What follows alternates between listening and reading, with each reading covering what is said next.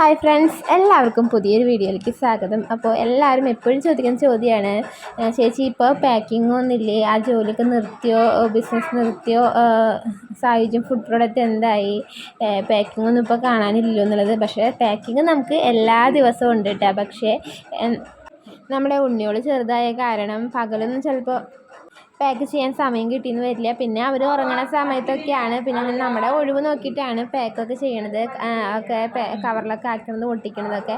അപ്പോൾ ആ സമയത്ത് നമ്മൾ ചിലപ്പോൾ ഉണ്ണികൾ ഉറങ്ങി കിടക്കുകയായിരിക്കും, അല്ലെങ്കിൽ ചിലപ്പോൾ ഒരുപാട് രാത്രി ആയിട്ടുണ്ടാവും. അപ്പോൾ നമുക്ക് എങ്ങനെയെങ്കിലും പാക്കിംഗ് ഒക്കെ കഴിഞ്ഞ് ഒന്ന് ഓക്കെ ആക്കി എല്ലാം ഒതുക്കി പറക്കി വെക്കണം എന്നുള്ളൊരു ചിന്ത മാത്രമേ ഉണ്ടാവുള്ളൂ. ആ സമയത്ത് നമുക്ക് വീഡിയോസ് എടുക്കാനുള്ളൊരു ഒരു സമയവും സിറ്റുവേഷനും ഒന്നും കിട്ടില്ല. അതുകൊണ്ടാണ് എല്ലാ ദിവസവും വീഡിയോസ് എടുക്കാത്തത്. പിന്നെ ഞാൻ വിചാരിക്കും, എല്ലാ ദിവസവും ഒരേ ഐറ്റം തന്നെയാണ് പാക്ക് ചെയ്യണത്, മെയിനായിട്ട് നമ്മുടെ പപ്പടമാണ്. അപ്പോൾ എല്ലാ ദിവസവും ഈ സെയിം പാക്കിങ്ങിൻ്റെ വീഡിയോ തന്നെ ഇട്ടുകൊണ്ടിരുന്ന് കഴിഞ്ഞാൽ എനിക്കും ബോറടിക്കും, അതേപോലെ നിങ്ങൾക്കും ബോറടിക്കും അല്ലേ. അപ്പോൾ അതുകൊണ്ടാണ് നമ്മൾ മാക്സിമം പാക്കിങ്ങിൻ്റെ വീഡിയോസൊക്കെ ഒഴിവാക്കുന്നത്. അപ്പോൾ ഇപ്പോൾ വിഷു ആയിട്ടുണ്ട്. അപ്പോൾ നമുക്ക് മെയിനായിട്ട് നമ്മുടെ പപ്പടം ഇല്ലാതെ വിഷു ഇല്ലല്ലോ.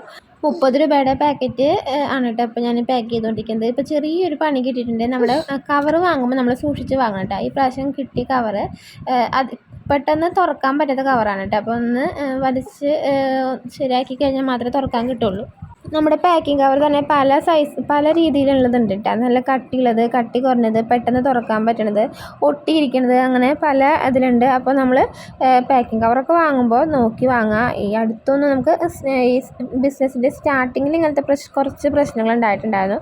നമുക്കന്ന് അറിയില്ല. അപ്പോൾ തീരെ തുറക്കാൻ പറ്റാത്ത കവറൊക്കെയാണ് കൊണ്ടുവരിക. അപ്പോൾ തുറക്കാൻ തന്നെ ഒരാളിരിക്കണം, പാക്ക് ചെയ്യാൻ വേറെ ആൾ, അങ്ങനെയൊക്കെ ആയിരുന്നു കേട്ടോ ഞങ്ങൾ. കാരണം കുറേ നേരം ചെയ്ത് പ്രാക്ടീസ് ഇല്ല. അപ്പോൾ കുറേ നേരമൊക്കെ ഇരുന്ന് നോക്കുമ്പോഴായിട്ട് കവറൊക്കെ തുറന്ന് കിട്ടുക. പിന്നെ ഞങ്ങൾക്ക് മനസ്സിലായി അത് കവറിൻ്റെ പ്രശ്നമാണ്. അപ്പോൾ വേറെ അങ്ങനത്തെ അല്ലാതെ പെട്ടെന്ന് തുറക്കാൻ പറ്റുന്ന കവറൊക്കെ വാങ്ങി. പക്ഷേ ഈ പ്രാവശ്യം എന്തോ പെട്ടെന്ന് ശ്രദ്ധിക്കാതെ വാങ്ങിയപ്പോൾ കുറച്ച് ടൈം എടുക്കുന്നുണ്ട് കേട്ടോ കവർ തുറക്കാൻ വേണ്ടി. തീരെ കട്ടി കുറഞ്ഞ കവറാണ്, അതുകൊണ്ടാണ് തുറക്കാൻ കുറച്ച് ബുദ്ധിമുട്ട്. പക്ഷേ കട്ടി കുറഞ്ഞ കവറിലും തുറക്കാൻ എളുപ്പമുള്ള കവറുകളുണ്ട് കേട്ടോ. അപ്പോൾ അടുത്ത പ്രാവശ്യം പോകുമ്പോൾ എന്തായാലും കവറ് മാറ്റി വാങ്ങണം. പിന്നെ എല്ലാവരും ചോദിക്കുന്ന കാര്യമാണ്, ചേച്ചി പപ്പടം പാക്ക് ചെയ്യുമ്പോൾ എത്ര രൂപയ്ക്കാണ് കൊടുക്കണതെന്ന്. നമുക്ക് കൂടുതലും 30 രൂപയുടെയും 50 രൂപയുടെയും പാക്കറ്റാണ് ഇട്ടുള്ളത്.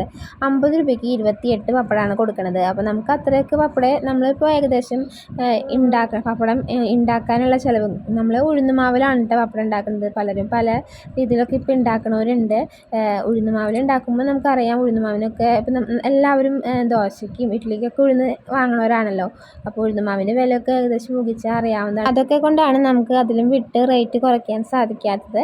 പിന്നെ മാർക്കറ്റിൽ ഇപ്പോൾ 50 രൂപയ്ക്ക് 50 പപ്പടമൊക്കെ കിട്ടുന്നതുണ്ട്. പക്ഷേ നമുക്കറിയാം ആ പപ്പടമൊക്കെ വാങ്ങി നമ്മളാരെയും കുറ്റം പറയണതല്ല, വാങ്ങി കുറച്ച് ദിവസം കഴിയുമ്പോഴേക്കും അത് ചോന്നൊക്കെ പോകും, പിന്നെ ടേസ്റ്റൊന്നും ഇല്ലാതാവും.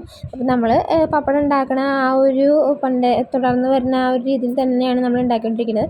അതുകൊണ്ടാണ് ഇപ്പോൾ ഇത്ര നാളായിട്ട് നമുക്ക് പിന്നെയും സെയിലൊക്കെ കിട്ടിക്കൊണ്ടിരിക്കുന്നത്.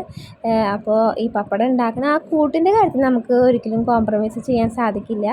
പിന്നെ കുറച്ച് പേര് പറയാറുണ്ട് പപ്പടം ഉണ്ടാക്കുന്ന വീഡിയോസ് ഇടുക എന്നൊക്കെ പറഞ്ഞിട്ട്. അപ്പോൾ നമ്മൾ വലിയ ഫാക്ടറി ആയിട്ടൊന്നുമല്ല, ചെറുതായിട്ട് വീട്ടിൽ സ്റ്റാർട്ട് ചെയ്തിട്ടുള്ളതാണ്. അപ്പോൾ വീട്ടിലെ ബാക്കിയുള്ളവരൊക്കെ പ്രായമായവരും ബാക്കിയുള്ളവരൊക്കെ നമ്മളെ ചെറിയ രീതിയിൽ ഹെൽപ്പ് ചെയ്യാറൊക്കെ ഉണ്ട്.